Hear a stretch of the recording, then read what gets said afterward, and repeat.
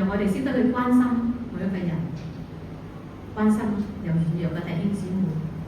叫我哋點樣識得點樣愛人，因為我哋愛人，我哋要有一個責任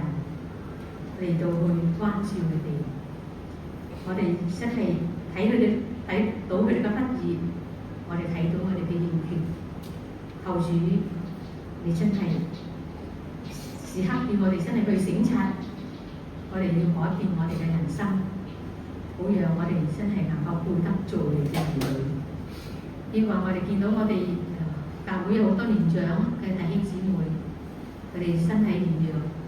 唔嚟得聚會嘅，求天父你與佢哋同在，你保守佢哋，看顧佢哋，俾佢哋有平安。雖然佢哋有病痛，但係有主與自己嘅恩手撫摸，有弟兄姊妹嘅關懷。有時我哋唔嚟得去探訪，我哋都可以去電話嚟去問候，等佢哋睇到主啊，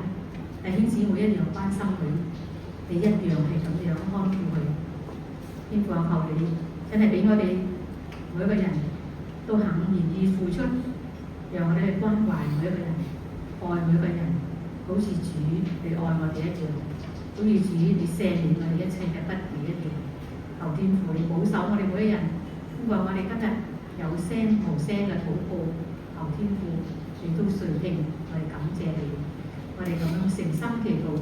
奉靠我主耶穌基督聖名祈求。